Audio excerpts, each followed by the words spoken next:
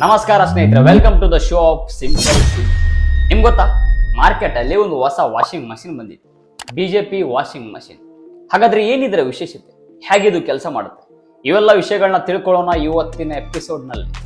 ಈ washing machine ಎಷ್ಟೊಂದು effective ಆಗಿದೆ ಅಂದ್ರೆ, ಕೊಳೆ ಎಂತದ್ದೇ ಇರಲಿ ಕ್ಲೀನ್ ಆಗುತ್ತೆ. ಎಂತ ದೊಡ್ಡ ಕ್ರೈಮ್ ಆದ್ರೂ ಸಹ ಈ ವಾಷಿಂಗ್ ಮಷಿನ್ ಅಲ್ಲಿ ಕ್ಲೀನ್ ಆಗುತ್ತೆ. Washing powder Modi, washing powder Modi, ಜೂಡು और फरेबी सब छुप जाए.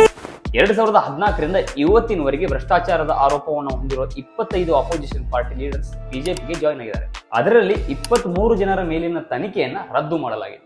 ಫಾರ್ ಎಕ್ಸಾಂಪಲ್, ಸುವೇಂದು ಅಧಿಕಾರಿ, ಫೈನಾನ್ಸ್ ಮಿನಿಸ್ಟರ್ ಆದ ನಿರ್ಮಲಾ ಸೀತಾರಾಮನ್ ಅವರನ್ನ ಭ್ರಷ್ಟಾಚಾರದ ಆರೋಪವನ್ನು ಹೊಂದಿರೋರೆಲ್ಲರೂ ನಿಮ್ಮ ಪಕ್ಷವನ್ನ ಯಾಕೆ ಸೇರ್ತಾರೆ ಅಂತ ಕೇಳಿದಾಗ ಅವ್ರು ಹೇಳೋದೇನು ಗೊತ್ತಾ? Party is open. We welcome everybody. Everybody. Even people who have 9 CBI cases against them. Party is welcoming everybody. 2024ರ Lok Sabha ಚುನಾವಣೆಯಲ್ಲಿ ಕಂಟೆಸ್ಟ್ ಮಾಡ್ತಿರುವ ಟೋಟಲ್ ಬಿಜೆಪಿಯ ಕ್ಯಾಂಡಿಡೇಟ್ಸ್ಗಳಲ್ಲಿ 116 ಜನ ಬೇರೆ ಪಕ್ಷದಿಂದ ಬಿಜೆಪಿಗೆ ಬಂದವರಿದ್ದಾರೆ. ಅದರಲ್ಲಿ 37 ಜನ ಕಾಂಗ್ರೆಸ್ನಿಂದ ಬಿಜೆಪಿಗೆ ಬಂದವರು. ಹಾಗಾದ್ರೆ ಬನ್ನಿ, ಈ ಬಿಜೆಪಿ ವಾಷಿಂಗ್ ಮಷೀನ್ ಅಲ್ಲಿ ಕ್ಲೀನ್ ಆದವರು ಯಾರ್ಯಾರು ಅಂತ ತಿಳ್ಕೊಳ್ಳೋಣ. 2010ರಲ್ಲಿ ಮಹಾರಾಷ್ಟ್ರದ ಸಿಎಂ ಆಗಿದ್ದ ಅಶೋಕ್ ಚವಾಣ್ ಅನ್ನೋರು ಆದರ್ಶ್ ಹೌಸಿಂಗ್ ಸೊಸೈಟಿಯ ಹಗರಣದಿಂದ ಸಿಎಂ ಕುರ್ಚಿಯಿಂದ ರಾಜೀನಾಮೆ ಕೊಡ್ತಾರೆ. ಹಾಗಾದ್ರೆ ಏನಿದು ಹಗರಣ? ಇದು ಆದರ್ಶ್ ಹೌಸಿಂಗ್ ಸೊಸೈಟಿ 31 ಮಹಡಿಯ ಕಟ್ಟಡ. ಸರ್ಕಾರ ಈ ಕಟ್ಟಡವನ್ನ ಕಾರ್ಗಿಲ್ ಯುದ್ಧದಲ್ಲಿ ಭಾಗಿಯಾಗಿದ್ದ ವೀರ ಯೋಧರಿಗೆ ಹಾಗೂ ಸೈನಿಕರನ್ನ ಕಳೆದುಕೊಂಡ ಕುಟುಂಬದ ಸದಸ್ಯರಿಗೆ ಕೊಡಲಾಗುತ್ತೆ ಅಂತ ಘೋಷಣೆ ಮಾಡುತ್ತೆ. ಇದರ ಕನ್ಸ್ಟ್ರಕ್ಷನ್ ಕೆಲಸವನ್ನ ರಾಜಶ್ರೀ ಕನ್ಸ್ಟ್ರಕ್ಷನ್ಗೆ 30 ಕೋಟಿ ರೂಪಾಯಿಗಳಿಗೆ ವಹಿಸಿಕೊಡುತ್ತೆ. ಆದ್ರೆ 2008ರಲ್ಲಿ national alliance of people's movement ಅನ್ನೋ ಒಂದು environmental activist group Mumbai high court ಅಲ್ಲಿ ಒಂದು PIL ನ ಫೈಲ್ ಮಾಡುತ್ತೆ. ಯಾಕಂದ್ರೆ ಕಟ್ಟಡದ ಕನ್ಸ್ಟ್ರಕ್ಷನ್ ಮುಂಬೈನ ಒಂದು ಎನ್ವೈರನ್ಮೆಂಟಲಿ ಸೆನ್ಸಿಟಿವ್ ಏರಿಯಾದಲ್ಲಿ ನಡೀತಾ ಇತ್ತು.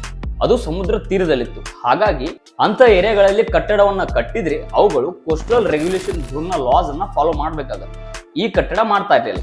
ಹಾಗಾಗಿ ಅದನ್ನ ಇನ್ವೆಸ್ಟಿಗೇಟ್ ಮಾಡಿದಾಗ ಅಲ್ಲಿಂದ ಹೊರಬಿದ್ದ ಶಾಕಿಂಗ್ ನ್ಯೂಸ್ ಏನು ಅಂದ್ರೆ, ಮಿನಿಸ್ಟ್ರಿ ಆಫ್ ಡಿಫೆನ್ಸ್ ಪ್ರಕಾರ ಈ ಹೌಸಿಂಗ್ ಸೊಸೈಟಿ ಅಪಾರ್ಟ್ಮೆಂಟ್ಸ್ ಗಳನ್ನ ಸರ್ವಿಸ್ಮನ್, ಎಕ್ಸ್ ಸರ್ವಿಸ್ಮನ್ ಮತ್ತೆ ಅವರ ವಿಧಿವೇರಿಗೆ ಕೊಡಬೇಕಾಗಿತ್ತು.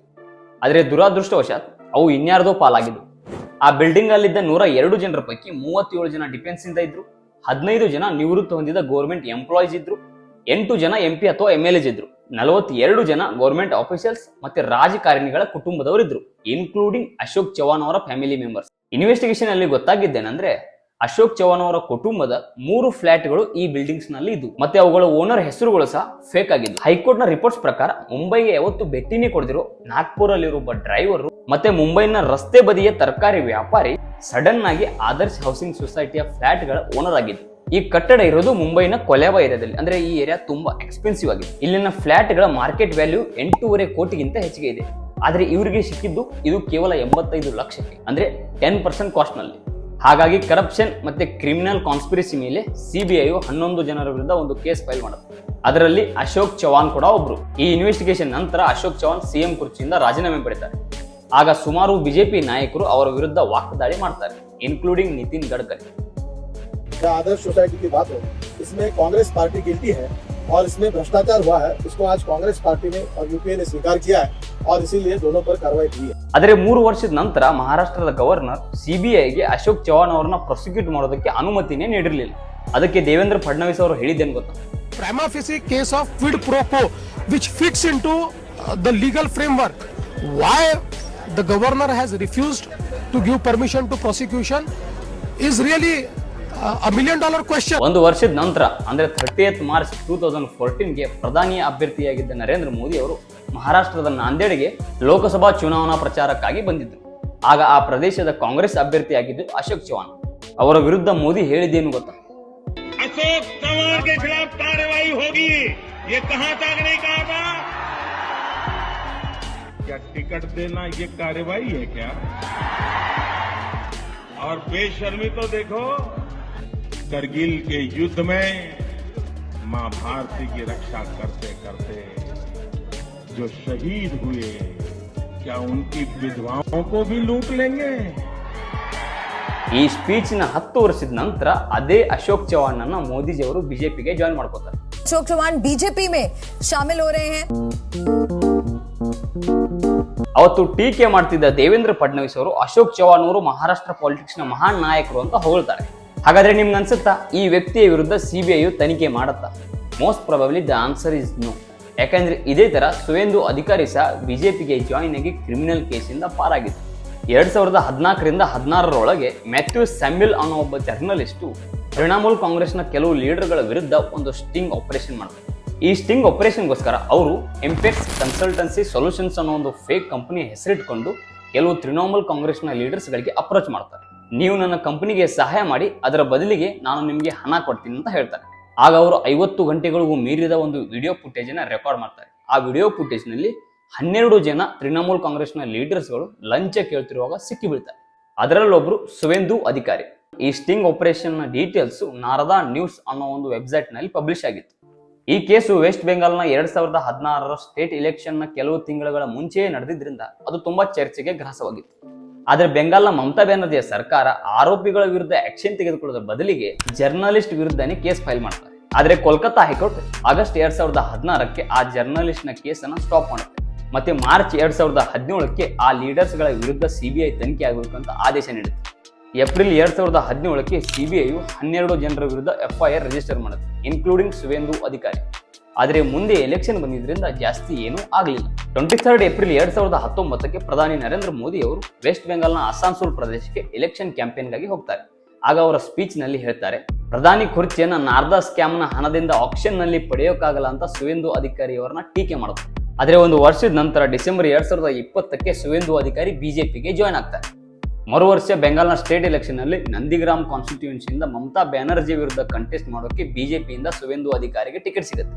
17 ಮೇ 2021ಕ್ಕೆ ಸಿಬಿಐಯು ತೃಣಮೂಲ ಕಾಂಗ್ರೆಸ್ನ 4 ಲೀಡರ್ಗಳನ್ನು ಅರೆಸ್ಟ್ ಮಾಡುತ್ತೆ. ಆದರೆ ಸುವೇಂದು ಅಧಿಕಾರಿಯನ್ನ ಮಾತ್ರ ಯಾವ ತನಿಖೆಗೂ ಒಳಪಡಿಸಿದೆ. ಹಾಗಾಗಿ ಆ ಸ್ಟಿಂಗ್ ಆಪರೇಷನ್ ಮಾಡಿದ ಜರ್ನಲಿಸ್ಟ್ ಸ್ಯಾಮ್ಯುಲ್ ತುಂಬಾ ಬೇಸರ ವ್ಯಕ್ತಪಡಿಸ್ತಾರೆ. ಸ್ವತಃ ತಾವೇ ಸಿಬಿಐಗೆ ಒಂದು ಲೆಟರ್ ಬರೀತಾರೆ, ಸುವೇಂದು ಅಧಿಕಾರಿಯನ್ನ ಇನ್ನೂ ಯಾಕೆ ಅರೆಸ್ಟ್ ಮಾಡಿಲ್ಲ ಅಂತ. ಆದ್ರೆ ಸಿಬಿಐ ಈ ಕೆಲಸ ಮಾಡಲ್ಲ. ಯಾಕಂದ್ರೆ ನಮ್ಮ ದೇಶದ ಇನ್ವೆಸ್ಟಿಗೇಟಿಂಗ್ ಏಜೆನ್ಸಿಗಳಾದ ಇಡಿ ಮತ್ತು ಸಿಬಿಐ ಕಂಪ್ಲೀಟ್ಲಿ ಪೊಲಿಟಿಸೈಸ್ ಆಗಿಬಿಟ್ಟಿದೆ. ಹೇಗೆ 2014ರಿಂದ ಮೋದಿ ಸರ್ಕಾರ ಬಂದಿದೆಯೋ ಆಗಿನಿಂದ ಇಡಿ 121 ದೊಡ್ಡ ರಾಜಕಾರಣಿಗಳನ್ನ ತನಿಖೆಗೆ ಒಳಪಡಿಸಿದೆ. 121ರಲ್ಲಿ 115 ಜನ ಅಪೋಸಿಷನ್ ಪಾರ್ಟಿ ಲೀಡರ್ಸ್ಗಳಿದ್ದಾರೆ. ಅಂದ್ರೆ 95% ಕೇಸಸ್ ಅಪೋಸಿಷನ್ ಪಾರ್ಟಿ ಲೀಡರ್ಸ್ಗಳ ಮೇಲಿವೆ. ಮತ್ತೆ ನೀವು ಹೇಳ್ತೀರಾ ಬಿಜೆಪಿ ಕರಪ್ಷನ್ ಟಾರ್ಗೆಟ್ ಮಾಡ್ತಾ ಇದೆ. ಮತ್ತೆ ಕರಪ್ಟೆಡ್ ಲೀಡರ್ಸ್ ಎಲ್ಲ ಅಪೋಸಿಷನ್ ಪಾರ್ಟಿಗಳಲ್ಲೇ ಇದ್ದಾರೆ. 2014ರಿಂದ ಇವತ್ತಿನವರೆಗೆ ಇಡಿ ಮತ್ತು ಸಿಬಿಐ ಕೇಸಸ್ ಹೊಂದಿರುವ 25 ಜನ ಅಪೋಸಿಷನ್ ಪಾರ್ಟಿ ಲೀಡರ್ಸ್ ಬಿಜೆಪಿಗೆ ಜಾಯ್ನ್ ಆಗಿದ್ದಾರೆ. ಅದರಲ್ಲಿ 23 ಜನರನ್ನ ಇಡಿ ಮತ್ತು ಸಿಬಿಐ ಫ್ರೀ ಮಾಡಿದೆ. ಮೇ 2019ಕ್ಕೆ ಇಡಿ ಪ್ರಫುಲ್ ಪಟೇಲ್ ಅವರನ್ನ Air India Indian airlines merger ಕೇಸ್ನಲ್ಲಿ ಚಾರ್ಜ್ ಮಾಡುತ್ತೆ. ಜೂನ್ 2023ಕ್ಕೆ ಅವರು NDA ಜಾಯ್ನ್ ಆಗ್ತಾರೆ. ಮಾರ್ಚ್ 2024ಕ್ಕೆ ಸಿಬಿಐ ಅವರ ಒಂದು ಕ್ಲೋಸರ್ ರಿಪೋರ್ಟ್ ಅನ್ನ ಫೈಲ್ ಮಾಡುತ್ತೆ. ಆಗಸ್ಟ್ 2014ಕ್ಕೆ ಸಿಬಿಐಯು ಶಾರದಾ ಚಿಟ್ ಫಂಡ್ ಸ್ಕ್ಯಾಮ್ ನ ಸಮಯದಲ್ಲಿ ಕಾಂಗ್ರೆಸ್ನ ಲೀಡರ್ ಆಗಿದ್ದ ಹೇಮಂತ್ ಬಿಶ್ವ ಶರ್ಮಾ ಅವರ ಮನೆಯ ಮೇಲೆ ರೈಡ್ ಮಾಡುತ್ತೆ. ನವೆಂಬರ್ 2014ಕ್ಕೆ ಅವರನ್ನ ತನಿಖೆಗೆ ಒಳಪಡಿಸುತ್ತೆ. ಆಗಸ್ಟ್ 2015ಕ್ಕೆ ಅವರು ಬಿಜೆಪಿಯನ್ನ ಜಾಯ್ನ್ ಆಗ್ತಾರೆ. ಆದ್ರೆ ಅವತ್ತಿಂದ ಇವತ್ತಿನವರೆಗೆ ಇಡಿ ಆಗಲಿ ಸಿಬಿಐ ಆಗಲಿ ಅವರ ವಿರುದ್ಧ ಯಾವುದೇ ಆಕ್ಷನ್ ತಗೊಂಡಿಲ್ಲ. ನವೆಂಬರ್ 2020ಕ್ಕೆ ಕ್ಯಾಪ್ಟನ್ ಅಮರೀಂದ್ರ ಸಿಂಗ್ ಅವರ ಮಗನಾದ ರಣೀಂದ್ರ ಸಿಂಗ್ ಅವರನ್ನ ಇಡಿ ಕರಪ್ಷನ್ ಚಾರ್ಜಸ್ ಮೇಲೆ ತನಿಖೆ ಮಾಡುತ್ತೆ. ಒಂದು ವರ್ಷದ ನಂತರ ನವೆಂಬರ್ 2021ಕ್ಕೆ ಅವರ ತಂದೆ ಅಮರೀಂದ್ರ ಸಿಂಗ್ ಬಿಜೆಪಿಗೆ ಜಾಯ್ನ್ ಆಗ್ತಾರೆ. ನಂತರ ಸೆಪ್ಟೆಂಬರ್ 2022ಕ್ಕೆ ರಣೀಂದ್ರ ಸಿಂಗ್ ಸಹ ಬಿಜೆಪಿಗೆ ಜಾಯ್ನ್ ಆಗ್ತಾರೆ. ಆದ್ರೆ ಅವರ ವಿರುದ್ಧ ಇಡಿ ಯಾವ ಆಕ್ಷನ್ ತಗೊಂಡಿಲ್ಲ. ಯಾಕಂದ್ರೆ ಈ ವಾಷಿಂಗ್ ಮಷಿನ್ ನ ಬ್ರ್ಯಾಂಡ್ ಇದೆಯಲ್ಲ, ಅದು ಬಿಜೆಪಿ. ಅದಕ್ಕೆ ಯೂಸ್ ಮಾಡ್ತಿರೋ ಡಿಟರ್ಜೆಂಟ್ ಇಡಿ ಮತ್ತೆ ಸಿಬಿಐ. ಇದನ್ನ ಕಂಡು ಸುಪ್ರೀಂ ಕೋರ್ಟ್ ನ ಜಡ್ಜ್ ಒಬ್ರು ಸಿಬಿಐ ಪಂಜರದಲ್ಲಿನ ಗಿಳಿಯಂತೆ ಆಗಿ ಹೋಗಿದೆ ಅಂತ ಹೇಳ್ತಾರೆ. ಇದೇ ಮಾತನ್ನ 2022ಕ್ಕೆ chief justice of India NV Raman ಹೇಳ್ತಾರೆ. ನಮ್ಮ ಸರ್ಕಾರ ಎಷ್ಟರ ಮಟ್ಟಿಗೆ ಹದಗೆಟ್ಟು ಹೋಗಿದೆ ಅಂದ್ರೆ ಈ ರೀತಿಯ ಇನ್ವೆಸ್ಟಿಗೇಟಿಂಗ್ ಸಂಸ್ಥೆಗಳು ತಮ್ಮ ಸ್ವತಂತ್ರವನ್ನೇ ಕಳ್ಕೊಂಡ್ಬಿಟ್ಟಿವೆ.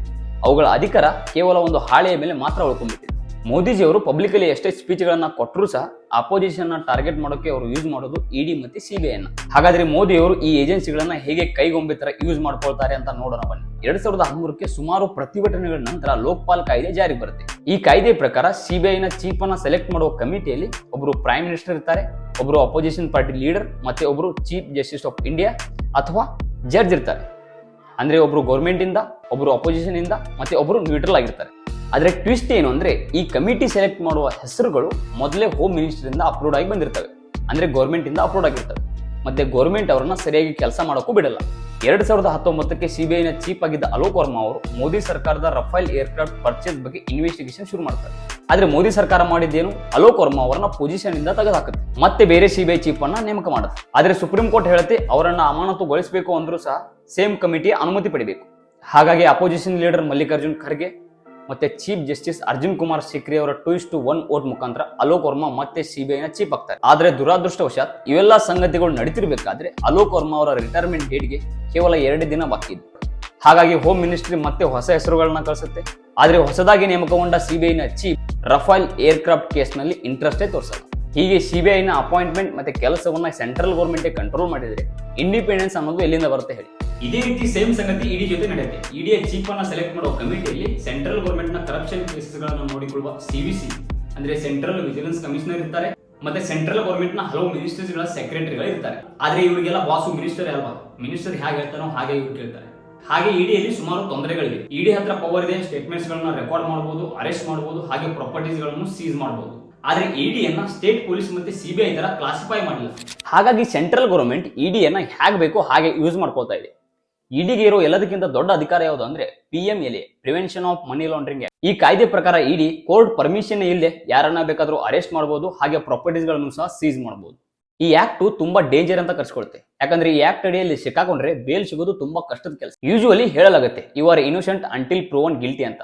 ಆದ್ರೆ ಇಡಿ ವಿಷಯದಲ್ಲಿ ಹಾಗಿಲ್ಲ, ನಿಮ್ಗೆ ಪ್ರೂವ್ ಮಾಡ್ಬೇಕಾಗತ್ತೆ ನೀವು ಇನ್ನೋಸೆಂಟ್ ಅಂತ. ಅಲ್ಲಿವರೆಗೂ ನಿಮ್ಗೆ ಬೇಲ್ ಸಿಗಲ್ಲ.